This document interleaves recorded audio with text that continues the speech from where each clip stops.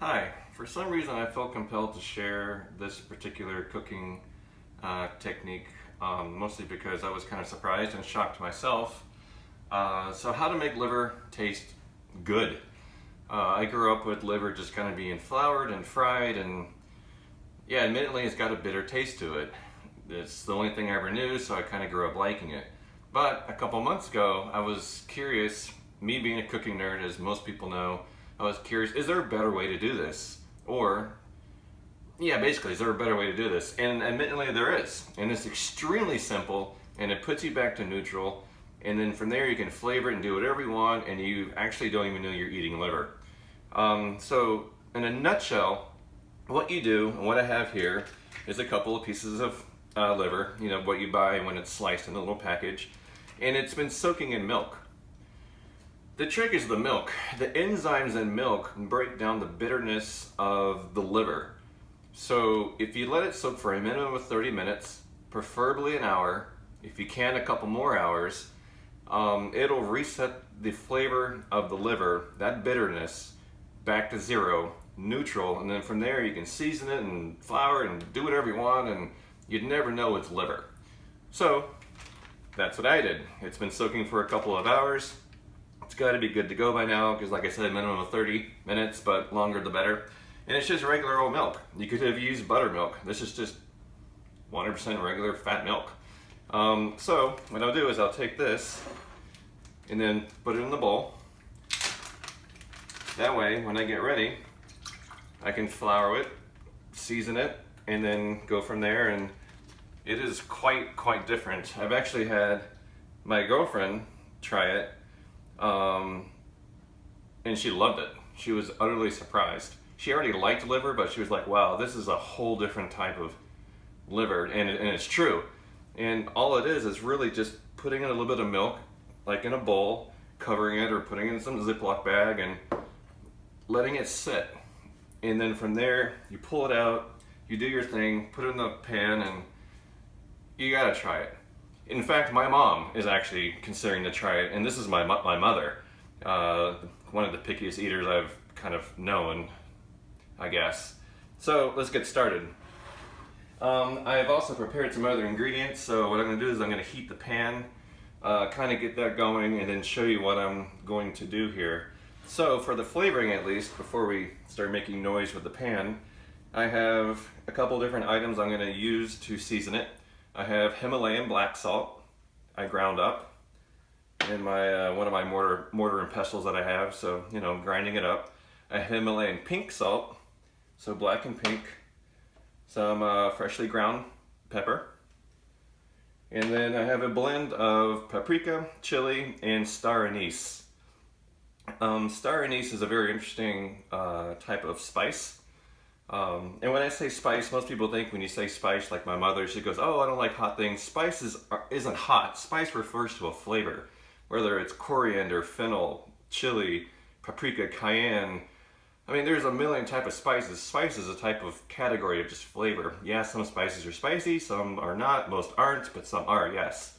So we've got salt in this kind of blend here, the paprika, the star anise and whatnot. And one thing I've actually taught a couple of my friends is when you buy spices, especially if they're from somewhere else in the world, go find a store that sells that stuff. For example, star anise is grown in the Asia area. So if you go to Publix or whatever your local grocery store is, you'll spend $3 or $4 and you'll get like a small handful of this stuff for about $3 or $4. Or if you go to an Asian store, which everybody has an Asian store in their town, the whole bag is $4. So you get like 20 times more. It's the same product, same thing. It's just smart shopping. Or if you buy like turmeric, for example, a wonderful spice as well. It's from India. Don't go to your grocery store because you're going to get this tiny little amount for like $5 when you can literally go get a huge bag of like 2-3 pounds, which will last you quite a while, obviously, for the same exact price. So again, it's just more of kind of smart shopping. And even in Orlando here, which isn't really a city, it's more of a big town, an annoying peasant on the map, we have an Indian store, we have Asian stores, we have Mediterranean stores, and whatnot. So if I'm looking for Greek olives, I go to a Greek, Mediterranean store. If I'm looking for, something from India, I go to an India store. And they're all just a few miles from me. It's not like you have to travel across the country for this stuff. So that's kind of a small tip, I guess, from me to you. So in the meantime, let's get the pan going, and then we'll do the seasoning while it's heating up. I'm using a cast iron skillet in this case. I have stick, non-stick, stainless, and cast iron. Yes, I own a lot of cookware. And in this case, depending on the taste and the temperature I want to cook at, which affects flavor, my stomach really picks that type of Tupperware, or that type of cookware. In this case, I'm going to do cast iron skillet. I'm going to do the big guy because I have a couple of items going. Heat it up. Initially I'm going to start at medium, but once I put that liver in, I'm going to go to medium high, and that's the trick, is if you go too low, it'll stick to the pan, and then it's just going to destroy your liver. No pun intended. Or if you go way too high, it'll just burn the outside, and you're going to have a raw inside liver. So the safe way, the best way, is controlling your temperature, and that's medium high. Which everybody kind of usually knows where medium high on their stove is. And you'll know as you put it in, you'll be able to kind of feel and see it. So we got this guy going. Let's let that warm up, and let's take the liver. So it's been sitting in the milk. You can see the milk is pinkish, and that's from the blood. So what I did was, when I took it out of the package, I rinsed it really quick, a split second, nothing exorbitant. And I put it in here, make sure I drain all the water off the liver, obviously, because it came from the sink. And then I just put milk. In this case, I put it in a Ziploc bag, but I traditionally put it in a bowl. I put it in a Ziploc bag because I did it hours ago, and I didn't feel like just this sitting outside. So we'll take this. And the basic component is, traditionally you always use flour. There are other options, but it's kind of the quickest, easiest, simple, and then from there you can add in your additional flavors, which is what we have here. And it doesn't take much flour. I've noticed some people coat the heck out of their liver, and it doesn't need to. One, it's going to become caked, and two, it's going to affect cooking.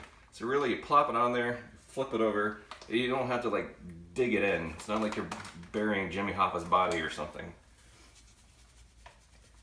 So here's a little bit of rye flour. You can use any kind of flour you want. The flour does affect taste a little bit. In this case, I felt like using rye today. It's a wheatier flour, which as I'm using these kind of components, I just kind of felt that's what my stomach's telling me for today. So we'll spread it out a little bit,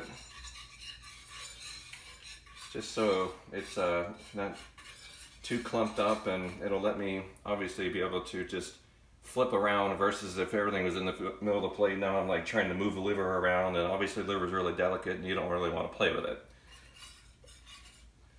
So there's that. We'll take our black salt, Himalayan black salt, just kind of sprinkle it in. This one's grounded fine. You can ground to whatever degree you want if you decide to grind your own salt. But when it comes to something like organs, you want it a little finer than if it was like a ribeye steak. Because of the type of protein component it's made up of, it'll just be better if it's just finer. So there's a little bit of that. Take the pink salt, same thing. Which both of these, by the way, are basically the same exact cost as just your regular white salt off the shelf. The difference is there's a lot more mineral component in this, meaning it's a lot healthier, and the taste is a lot more interesting. So if you go to like a TJ Maxx, a Marshall's, Ross, any of those places, they always have this stuff for like dirt cheap. It's easy to pick up. So let's put in our pepper. Freshly ground, it's the only way I do it. I did a mortar and pestle with this, but I do have actual like grinders, and I just felt like grinding it. So there's that, and then our little blend of the paprika, the chili, and the star anise, which, like I said, is a very interesting flavor. A little bit goes a very long way. So that bag I probably bought a year and a half ago, and it'll probably last me well into the 2020s. It's just one of those items. So we have that. This is warmed up just about enough, and then I'm going to take this first, and then the liver will come in afterwards. So then it'll all just kind of be one component.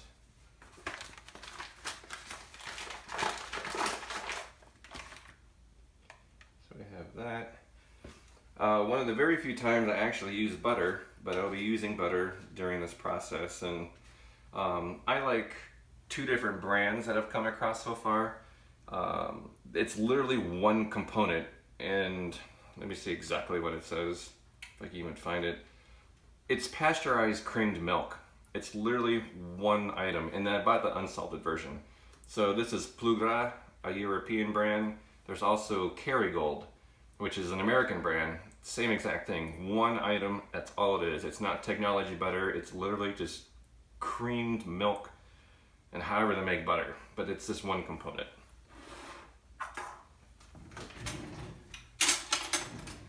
So this fill is ready. Let's put some butter in. Butter to your taste, I guess. I mean, at that point, it's really however much or however little you want to use.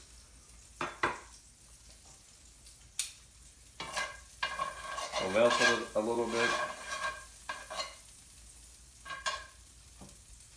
I hear a slight sizzle, which is what I want. If it sizzles too hard, I'm going to burn the butter. So right now I'm on a medium, which is where you want the butter to be. If you go any hotter, one, you're not going to be able to melt it in time, and two, you're just going to burn it, and you know you're going to burn it when it turns brown on you. So then it becomes a bitter taste.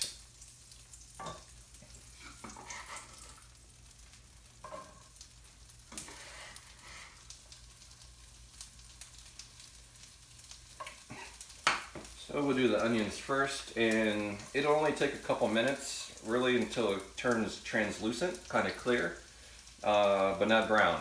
Because remember, we're still cooking after that, so you don't want to fully cook this and then try to keep adding more components, because then you're just going to overcook the onions.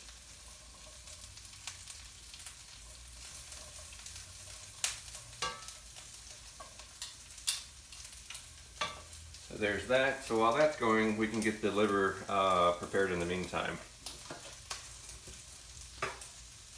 So literally, you're just going to grab, let it drip for a couple seconds, because obviously there's going to be milk on it, and just kind of plop it on there.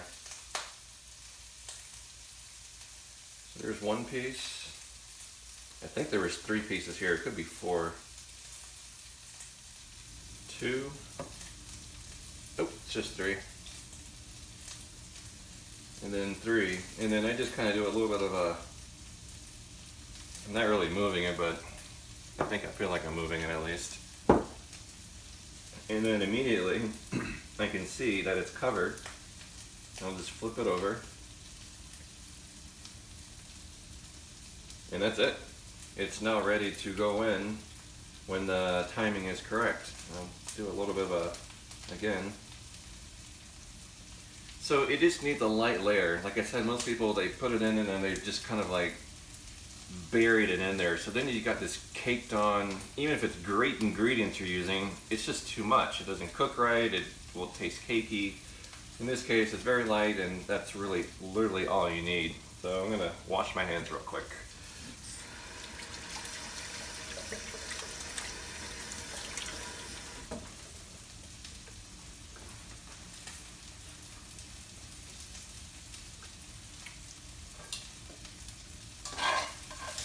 These guys are looking good. They probably need about 3 more minutes.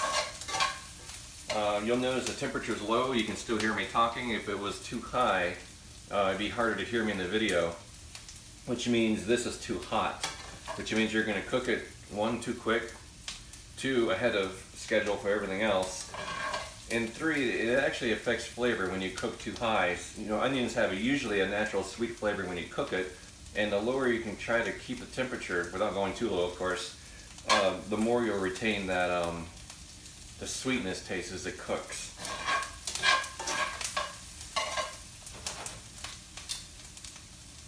So there's that, and we'll season that as well in a few minutes once it kind of balances out. I've got some mushrooms, and then I have a tomato which I've just loosely sliced, because what I plan to do is, as this is all finishing, kind of make a little bit of space and just kind of char the tomato on each side, and that'll really bring out the flavor in the tomato, which I'll still keep whole. When I put it on the plate, I'll have the liver, I'll have this combination, and then whole tomatoes. And then on the side, which I'll show a little bit later in a few minutes, I just made a little simple salad.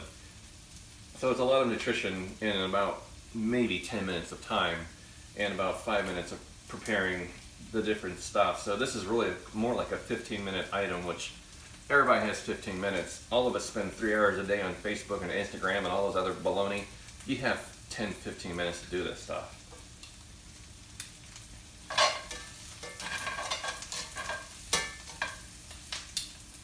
Pretty much there.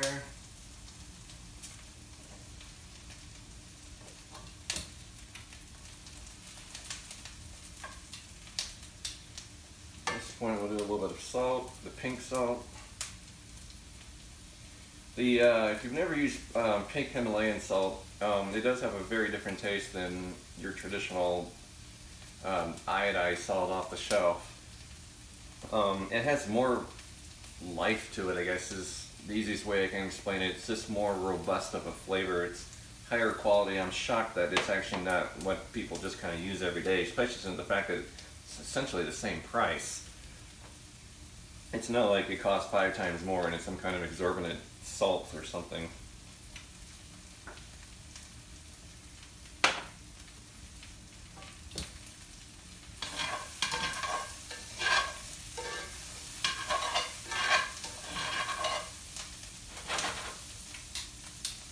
You can hear that the sound is still low because I haven't touched the temperature. That'll be fine. When we go to put the liver in, we'll go to the medium high like I mentioned, which would be just enough heat to cook it without making it stick and without making it burn. Kind of, like I said, both sides of the spectrum. And then we'll finish it off with a little bit of dry white wine, which will help to glaze the bottom of the pan. And when we go to serve it, you know, you'll be able to use that juice to be able to just make it tasty, essentially.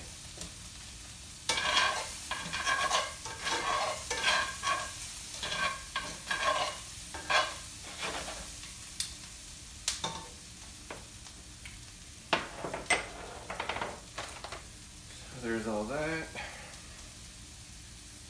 Probably about 1 more minute, and then we'll put the liver in.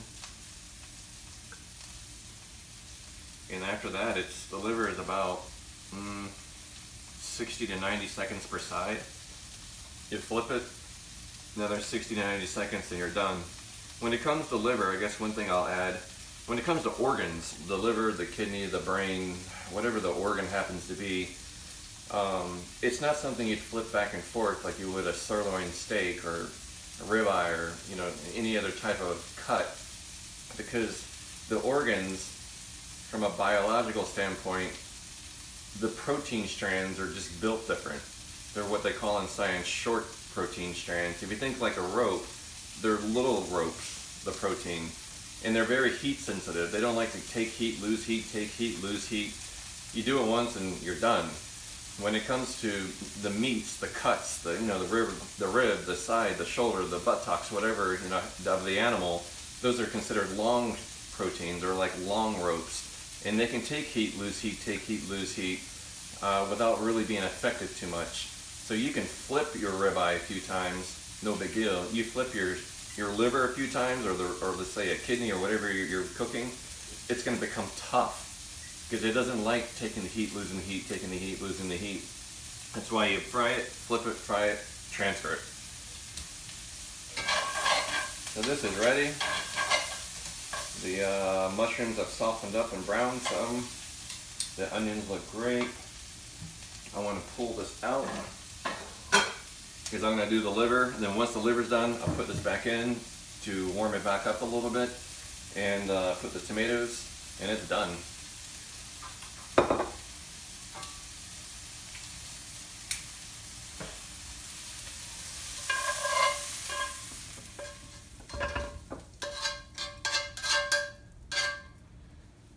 So it's empty. crank it up to medium high, and this is what it looks like so far. It's mostly cooked, probably like 90% cooked. That way when I put it back in there for that few extra minutes it warms back up, it'll be 100% cooked and not overcooked. Once again, a little bit of butter. My mother would probably be shocked that I'm actually using butter for once in my life, but I've found that there are certain items you just can't get around. You have to use butter, especially in baking. I learned that the hard way, trying to use olive oil for everything. Doesn't work.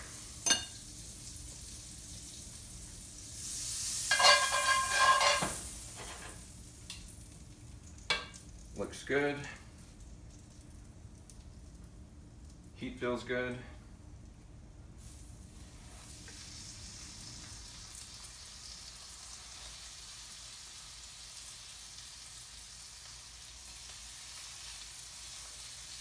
And there we go. So I want a little bit of sizzle, but not just like the other items, not too much of a sizzle. And from there, about a minute and a half, I'll look under it. If it looks cooked, which is just going to be brown, then it's ready to flip. If it's not, then obviously wait another half minute to a minute.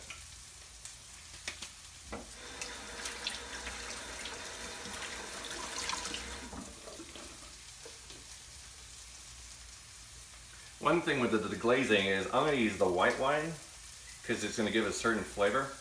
The alcohol burns off like pretty much instantly and leaves a bit of a sweetness behind. I'm going to be using a dry white wine, so it's only going to be a little bit of sweetness, but you could use even like a Sauvignon Blanc or even a Sauvignon or Pinot Grigio, other types of wines, or you can take the remaining milk that was still left in that bowl when we put the liver in here. You can use the milk to the glaze. I've done that before, and it's also another flavor. So as you experiment with things, you'll notice the different flavors, and it really just depends on what you want that day, and you'll just use that particular type of item. Pretty darn close.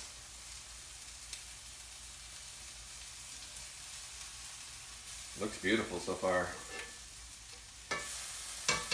And also another tip, if you've never cooked liver or if you've kind of noticed it, you'll notice the side that's down cooking is pretty much done when the blood comes to the top of the uncooked side, which right now I haven't flipped it, so I have an uncooked side, of course. Why it happens that way, I have no idea. But when it starts coming through, kind of like a sponge, when you squeeze it and you can see the water and the soap starting to come out, it's done. This is done. You can see, nice and brown.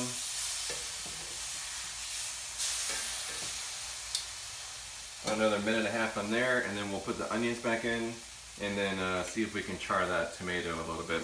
One flip in each side.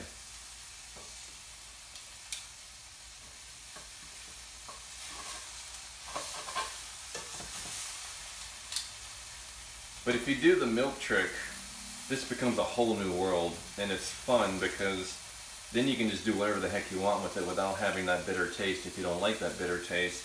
And if you ever look at the nutrition of liver, it is ridiculously healthy. It packs way more protein than any other type of meat per calorie.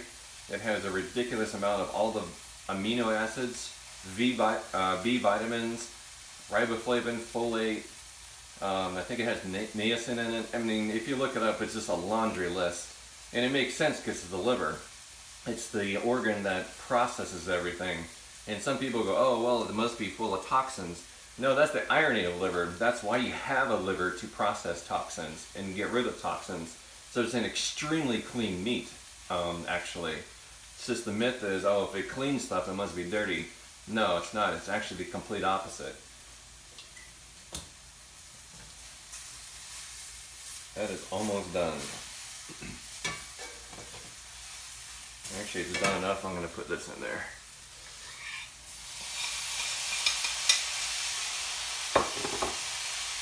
See, now you can hear more of the sizzle because we're at medium high, but that's fine because it's already been cooked basically, and you needed it for the liver.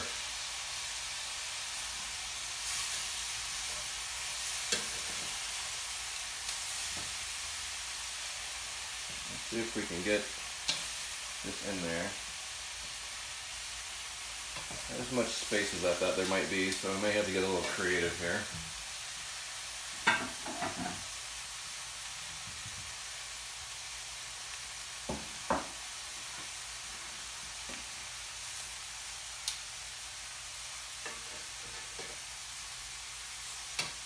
So that is done. Definitely done. Beautiful.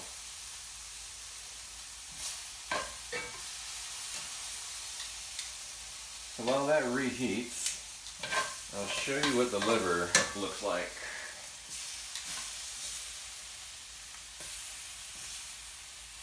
Oh, that looks great. See, if you can see, it probably looks about the same that you get when you've cooked it, except it's going to be not bitter at all, and to whatever flavor I want. So the flavor isn't competing with the bitterness. Like I said, it puts you back to neutral. So some people, I think why they over season, over cake it, they're trying to bury that bitterness. You don't have to do it in this case. It's just whatever you want to do after that.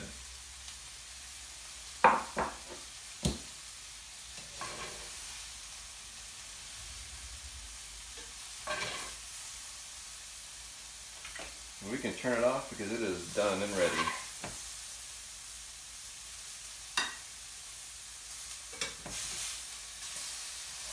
The tomatoes, they look great. And the good thing with roasting tomatoes is it contains a type of protein called lipoprotein, and the body does digest lipoprotein, but when you've cooked it just a little bit, scientifically, for whatever reason, the lipoprotein quality count of it skyrockets, and it opens up the cells, which releases the nutrients within the cells. So one of the funny things I've learned is for a guy, it's amazing for your prostate. For a woman, I have no idea. I'm sure it's got something else as well. But it also makes it tastier. It's not, besides just being much healthier.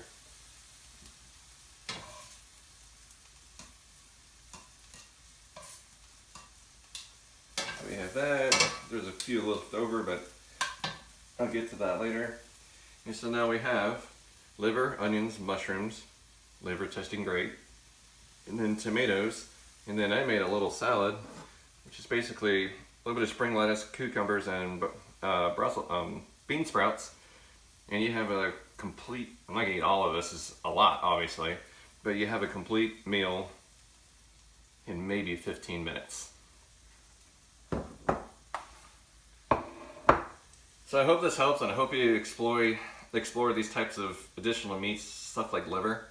I actually bought beef heart the other day, never done anything with it, but I looked up recipes and there's like a ridiculous amount of recipes. So I'm eager to figure out how do I do something like that. Well, I hope this helped, and hope you have a great day. Thanks.